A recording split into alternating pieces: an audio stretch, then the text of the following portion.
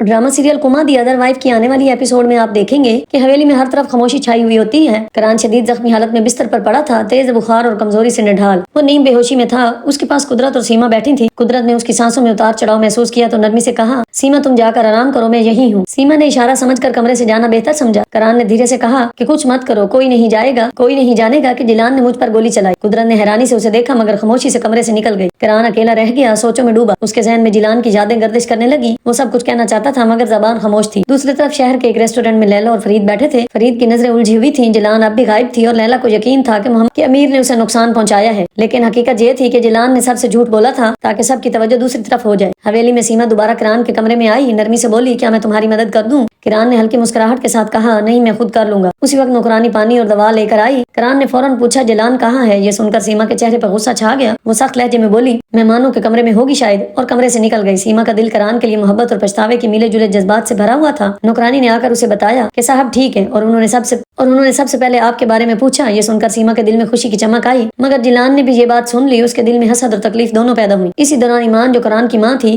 खाना लेकर कमरे में आई। जैसे ही अंदर दाखिल हुई, किरान ने आंखें खोली और सख्त लहजे में कहा, माँ आप यहाँ क्या कर रही हैं? ईमान ने नरमी से जवाब दिया, मैं सिर्फ खाना लेकर आई थी बेटा। किरान ने सर्द लहजे में कहा, मुझे अकेला छोड़ दो। ईमान खामोशी से बाहर चली गई मगर दिल से बहुत दुखी थी। इसी दौरान जिलान किरान के कमरे में दाखिल होती है। नरमी से उसके माथे पर हाथ रखा ताकि बुखार चेक करे। किरान ने चूक कर कहा कि ये क्या कर रही हो? जिलान बोली, मैं बस तुम्हारा दर्जा हरारत देख रही थी। किरान ने सख्ती से कहा कि मैंने कहा था मेरे कमरे में मत आना, जाओ यहाँ से। जिलान आंसू छुपाते हुए बाहर निकल गई। अपने कमरे में जाकर टूट कर रो पड़ी। दिल में सिर्फ एक ही ख्याल था कि अब हम कभी एक नहीं हो सकते। इधर किरान के जहन में ईमान की मंगनी का ऐलान याद आया। जिस दिन जिलान का दिल टूट गया था, वो जानता था कि अब भी जिलान से मोहब्बत करता है, मगर खुद से ये बात मानने को तैयार नहीं था।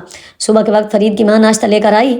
नरमी से कहा, बेटा कुछ खा लो, और तुम्हें ताकत की जरूरत है, मैं चाहती हूँ तुम खुश रहो। किरान ने मुस्कुरा कर कहा कि अम्मी आप बस दुआ करें, बाकी सब ठीक हो जाएगा। इसी लम्हे उसका फोन बजने लगा। दूसरी तरफ फरीद अपने दोस्त को बता रहा था कि उसने आखिरकार लैला से अपने दिल की बात कह दी और अब एक नया तूफान आने वाला है।